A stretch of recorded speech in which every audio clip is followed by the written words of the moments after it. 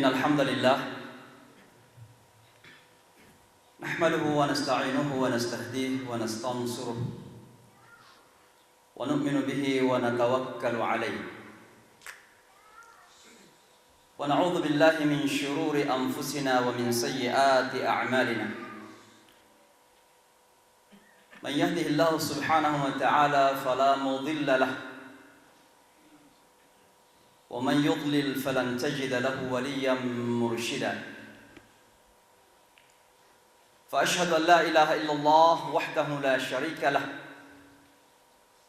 قيوم السماوات والأرض شهادة الحق شهادة تطهر قلوبنا من الفسق والعصيان وشهادة بإذنه عز وجل تنجي قائلها من عذاب أليم وأشهد أن سيدنا وحبيبنا ومولانا وقدوتنا في الأمور كلها محمدًا عبده ورسوله وصفيه من خلقه الذي أرسله رحمة للعالمين ليخرج البشرية جمعاء من ظلمات الكفر والضلال إلى نور الإيمان والهدى صلوات الله وسلامه دائمين متلازمين عليه وعلى آله وصحبه الكرام وكل مسلم تبع هداه واستمسك بسنته إلى يوم الدين ثم أما بعد فيا عباد الله أوصيكم ونفسي بالتقوى فقد فاز المتقون إن الله تبارك وتعالى وصانا قائلا وتزودوا فإن خير الزاد التقوى واتقون يا أولي الألباب وقال يا أيها الذين آمنوا اتقوا الله حق تقاته ولا تموتن إلا وأنتم مسلمون ثم رسولنا المصطفى صلى الله عليه وسلم قال اتق الله حيثما كنت وأتبع السيئة الحسنة تمحها وخالق الناس بخلق حسن ثم قال الله تعالى في كتابه الجليل بعد أن أعوذ به من الشيطان الرجيم سبحان الذي أسرى بعبده ليلا من المسجد الحرام إلى المسجد الأقصى الذي باركنا حوله لنريه من آياتنا إنه هو السميع البصير. معاشر المسلمين, respected brothers and sisters, in the beginning we praise Allah subhanahu wa ta'ala who is worthy of praise for unlimited, uncountable blessings. We are blessed by Allah subhanahu wa ta'ala no matter what. Oftentimes we tend to define the blessings according to our own understanding. When our faith says and sees something, for us, whatever the colors that might be in front of us, when we see is using our faith sight, the sight of our iman, then we are going to see everything else as a blessing. From Muslim's life, nothing but blessings. عَجَبًا لِأَمْرِ الْمُؤْمِنِ إِنَّهُ أَمْرَهُ كُلَّهُ خَيْرٌ. It is amazing to the matters of believers. Sometimes we feel bitter things in life, but that bitterness is a means for us to get the sweetness of life. And it is a blessing. So alhamdulillah rabbil alameen. We thank Allah subhanahu wa ta'ala, no matter what colors of light that we live in, different circumstances, all a blessing from Allah subhanahu wa ta'ala. And that is the essence of happiness. Each and every one of us is running behind one word in life. There is no second word, there is only one word. And that is happiness. And happiness is not defined by money, by popularity, by position, but it is defined by our ability to see everything in life as the blessing from Allah. So we feel sweetness of life. We feel good in life. So alhamdulillah. Brothers and sisters, these days, once again we are being tested by Allah subhanahu wa ta'ala. There is no doubt that domestically we have been tested for the last few months. But just in the recent days, against Muslims and human beings in general are being tested again. And I'm saying human beings in general, because the issue of Jerusalem and the issue of Palestine in the Middle East is an international issue. And many have said before that this has been the root cause of many conflicts in different parts of the world. So it has become an international issue. Brothers and sisters, I would like to deal in this very simple khutbah, short khutbah, about Palestine and in particular Jerusalem in 3 different levels. Number 1, on the level of our understanding as Muslims from Islamic perspective, what Jerusalem is all about. Our connection with Jerusalem is not racial, ethnic, national connection. I'm in love with Jerusalem not because I'm an Arab or Palestinian. It's nothing to do with race, ethnicity, or nationality. Our connection with Al-Qudus and Jerusalem is an Iman connection, my brothers and sisters. And if any person who believes and have a sense of faith in Allah subhanahu wa ta'ala and in the Rasulullah sallallahu alaihi wasallam, that he must feel that undermining Jerusalem is an undermining of our own faith and Islam. There's an Iman connection. Brothers and sisters, we are proud of Jerusalem because this is the place that Allah subhanahu wa ta'ala mentioned in the Holy Quran, الَّذِي بَارَكْنَا حَوْلَهُ. And among the most important interpretation of barakah, that Allah subhanahu wa ta'ala has sent most of the messengers that we know, mentioned by names in the Holy Quran, to this place. In our tradition, in our religion, we know Ibrahim alayhi salatu wassalam migrated from Babylon to Jerusalem with his wife. And Allah subhanahu wa ta'ala later blessed him with Ismail alayhi salatu wassalam. He was born there. Later on, another son was born there, Ishaq alayhi salatu wassalam. From Ishaq to Yaqub, then Yusuf alayhi salatu wassalam, who was taken into Egypt. And then from Yusuf alayhi salatu wassalam came to the 12 tribes that we know that our Jewish friends are so proud of, the 12 Israelite tribes. The point I'm mentioning all these names, my brothers and sisters, is to say that our claim of Jerusalem is not just a geographic dignity. It is about geographic area or area, it's a place. It is about connection with the prophets. And when we talk about the prophet, our connection with them is not a blood relation, it is Iman relation. Our connection with Ibrahim alayhi salatu wasalam is Iman relation. Our connection with Dawood alayhi salatu wasalam is Iman, faith relation. Our connection with Sulaiman alayhi salatu wasalam is Iman connection. Our connection with Yunus alayhi salatu wasalam, our connection with Isa alayhi salatu wasalam, alayhimu salatu wasalam, all of them is Iman connection. In other words, for Muslims, the issue of Jerusalem, Al-Qudus, is not just a political issue, it is a faith and Islamic issue. This is the place where Rasulullah ﷺ was taken up to the heaven.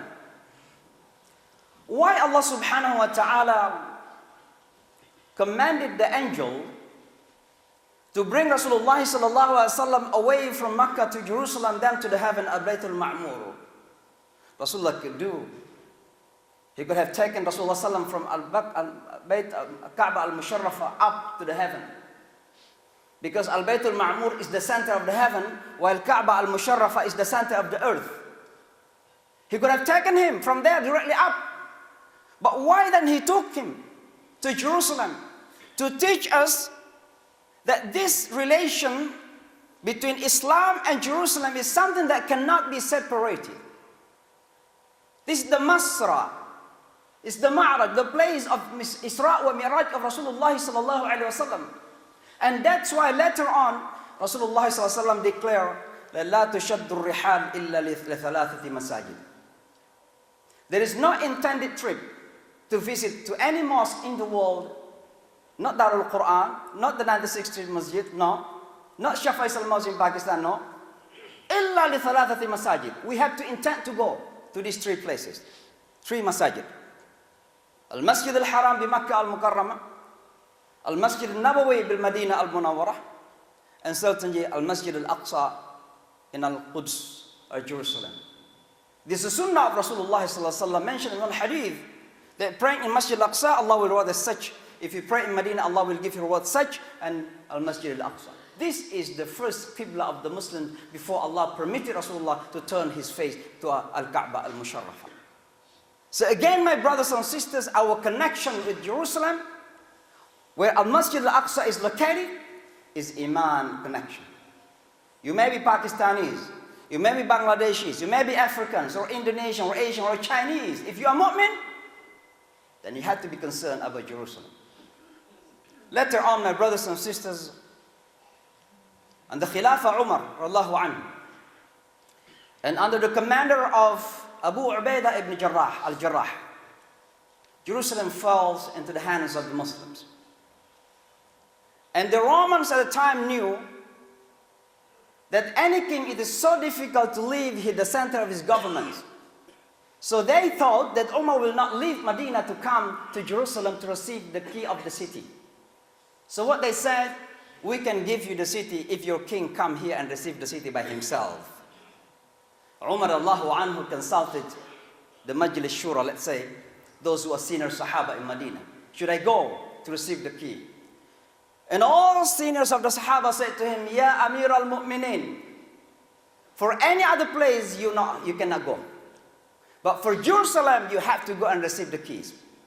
And we know the story, my brothers and sisters, from Medina al-Munawwarah to Jerusalem, Umar Allahu anhu went with one of his servants, one of his brother, a very simple brother.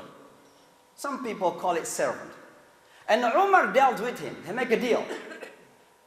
The first half of the journey, I will ride the camel. It's a camel. And the second half of the journey, you will ride. And I will pull. So in the beginning, Umar Allahu anhu rode the camels until the middle of the way. The servant went up and rode the camel, and Umar pulled the camel. You can imagine. Amir al-Mu'minin is not just the king of Saudi from Medina to Makkah. This is from Medina to Jerusalem. He is the powerful man. And he pulled the camel and his servants on the top. But what happened? Before just he entered into the city, and the government of Rome, the rulers of Rome, they prepare like 2 kilometers, 2 miles of red carpet to receive the big king, to receive the king. What happened before entering into the city, Umar fell down into the ground and his clothing was so dusty. So Abu Ubaidah ibn Jarrah went to the end of the city and to receive the king, Amir al-Mu'minin, and he saw his clothing is full of the dust. And he said, Ya Amir al-Mu'minin, the rulers of Rome have prepared for you the best clothing to enter into the city. Are you okay if we prepare for you this, to change your clothes? And Umar Allahu anhu was a very genuine person. He talked from his heart. He speaks his mind. He is not a superficial person. He doesn't depend on clothing. So what he said, and this is recorded in the history of Islam, Ya Abu Ubaidah, and you can go and find this in the history. Ya Abu Ubaidah, لقد أعزنا الله بالإسلام فإن ابتغينا العزة بدونه أذلنا الله عز وجل. Ya Abu Ubaidah, the commander of the army, Muslims army. Ya Abu Ubaidah, Allah subhanahu wa ta'ala had dignified us with al-Islam. It's not clothing. And if we try to find any other dignity and honor, respect, other than al-Islam, Allah will humiliate us. This is a golden statement of Amir al-Mu'minin at the time, Umar Allahu anhu. And then he entered into the Jerusalem, my brothers and sisters. The story going on and again. But let me just mention 2 facts. Oftentimes, Prophet Muhammad ﷺ is accused of non-tolerant. Oftentimes, the Muslims are accused of not tolerant. When Umar Allahu entered into the Jerusalem, he was taken around by the leaders of the religion, of the Christian, including into one of the Christian church. And all of a sudden, azan of Zuhur was called. So that leader, religious priest, he said to him, Ya Umar, Allahu anhu, if you choose, you can pray in this church. And we know in the history that Umar rejected not for religious reason. Not for religious reason. But he said to him, I did not want to leave an assumption that Muslim might think that this church had been taken over by the Muslims because the Khalifa is praying inside of church. So what he did, he went out and he prayed outside. That's why there is a building there called Masjid Umar radallahu anhu. So who is more tolerant, my brothers and sisters? Umar did not want to give an assumption to the Muslims that this church had been taken over by the Muslims simply because the Khalifa is praying inside of the church. And then he went around. And he was shown to him a place where Jewish people used to pray. And he found that that particular place where the Jewish people, because the Jewish people had been expelled by the Romans. The Jewish people had been expelled by the Romans. Umar found that particular place where the Jewish people used to pray is full of trash, garbage. He was so upset. And he said, now in front of me, clean it. And when all those people cleaned that particular place, he announced, he declared, declaration.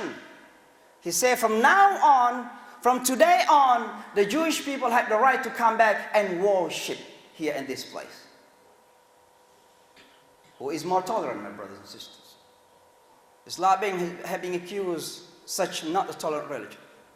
But look at the fact of the history of Umar Allahu anhu. So this is the first one, my brothers and sisters, Islamic perspective. Jerusalem cannot be taken away by just simply political announcement in 11 minutes. It cannot be taken from our heart. It is deeply rooted in our heart as Muslims. We are connected and nobody can disconnect that by simply announcement in 11 minutes, my brothers and sisters. Secondly, the issue of Palestine is the issue of humanitarian issue. Humanitarian issue. Every single human being has a human right. And one of the best, the most important basic human rights is to freedom. It's independence.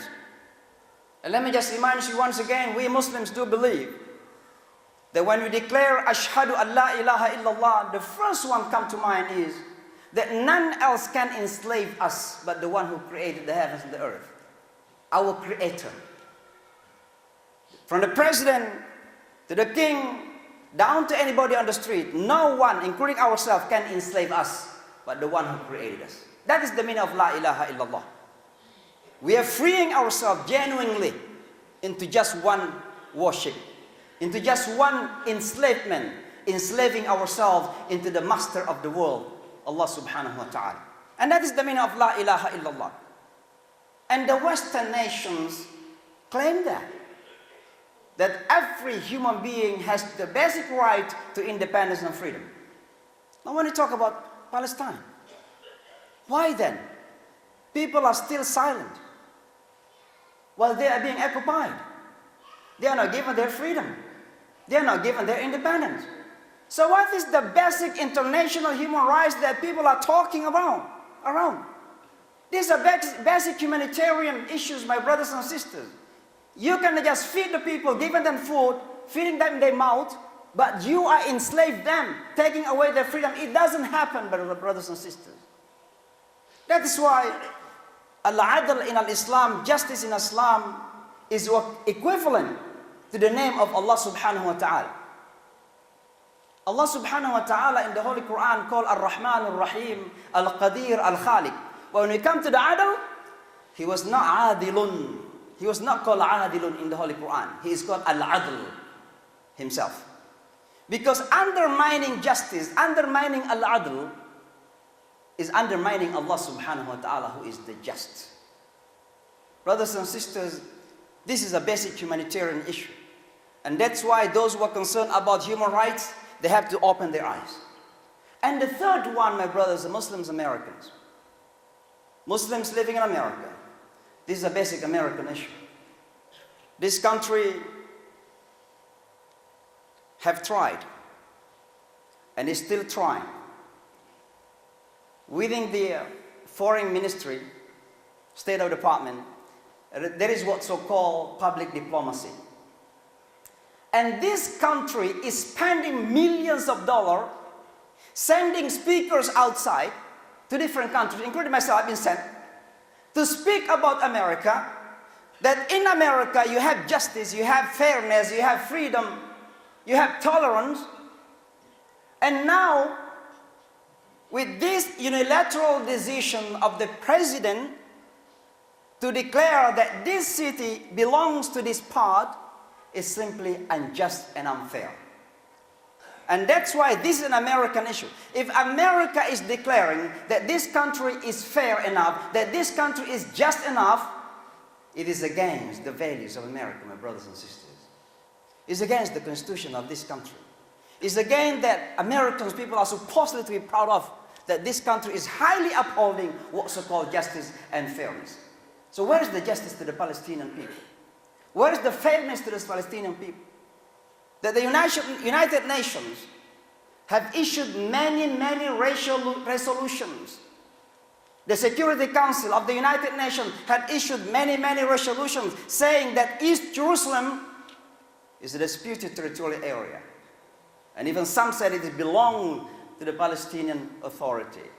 But now, unilaterally, without consulting the other party, that's decided and acknowledged as the capital of one other party. When you talk about conflict, my brothers, and there must be two parties. There must be two parties. When you talk about conflict, there must be two parties. And you cannot just come and put other party behind the door and dealing with other party and feel that you are going good, you are going to solve the problem, you are going to spread peace to the world. It is just nonsense, my brothers and sisters. May Allah subhanahu wa ta'ala guide us all. May Allah subhanahu wa ta'ala give us a commitment to always understand that this is the issue of Islam, the issue of the Muslim, the issue of humanity. أقول قولي هذا واستغفر الله فاستغفروه لعلها ساعة إجابة.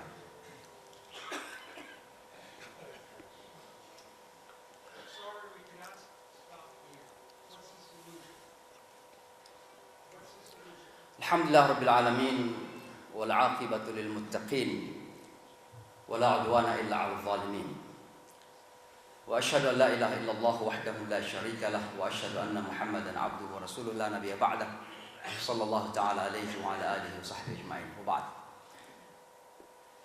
Now, brothers and sisters, if you study the history, including the history of this country, you will see that many presidents have involved and tried their best, and hopefully with good intention.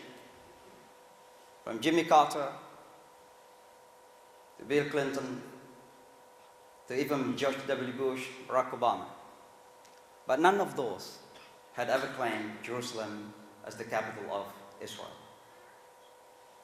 Because I do believe that they knew that this particular place is the most sensitive part of this conflict. Not only sensitive to both parties. I am engaging in dialogue with the Jewish community, and I understand that for Jewish community, this is also a pride. It's a historical pride in it.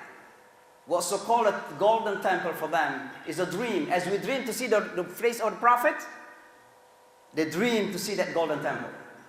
So we understand that sentiment. But we Muslims also, we understand our sentiments. That Masjid al-Aqsa is a part of our faith. So it is a very deep into a religious sentiments, and then once again, cannot just be someone, a politician, come and jump and decide by him or herself. So if I may say, this is a betrayal to America itself. A betrayal to the American values and to the American past presidents have tried to maintain calm, and it is agreed by both parties that even Palestinians and Israelis are coming together, the very last one to to discuss is this one, Jerusalem. The very last one. You can talk about any other issue, but this one is the very last one. And now someone else come and jump and recognize it by himself. So you can imagine how it is sensitive.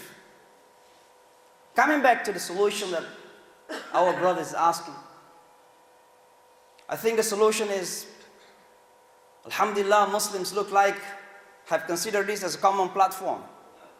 Unfortunately, there are still some countries are half-heartedly taking this serious. Half-heartedly.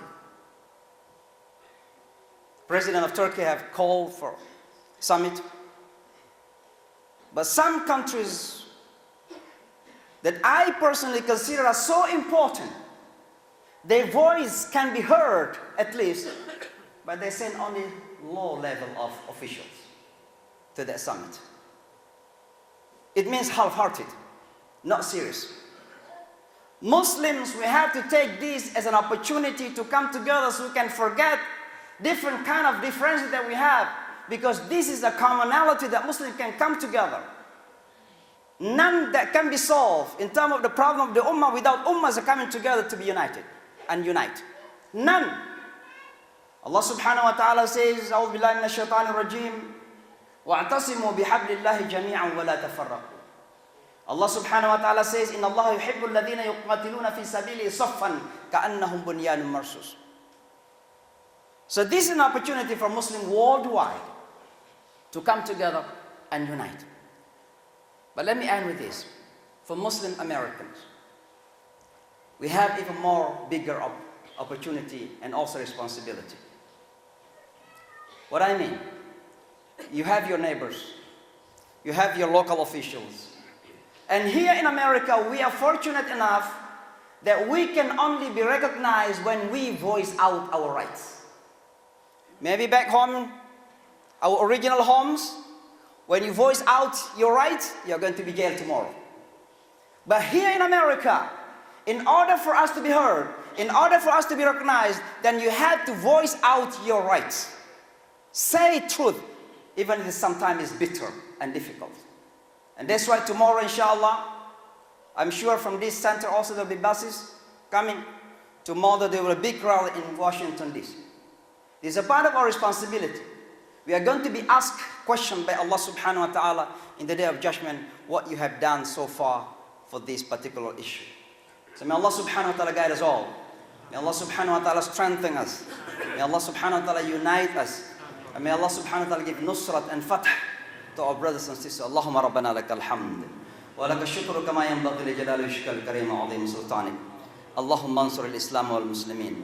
اللهم انصر الإسلام والمسلمين اللهم انصر نصر الدين واجعلنا منهم يا رب العالمين اللهم انصر إخواننا في فلسطين اللهم انصر إخواننا في فلسطين اللهم يسر لهم أمورهم ووفقهم لكل خير ربنا آتنا من لدنك رحمة وهيئ لنا من أمرنا رشدا ربنا آتنا في الدنيا حسنة وفي الآخرة حسنة وقنا عذاب النار سبحان ربك رب العزة عما يصفون سلام على المرسلين والحمد لله رب العالمين وأقم الصلاة.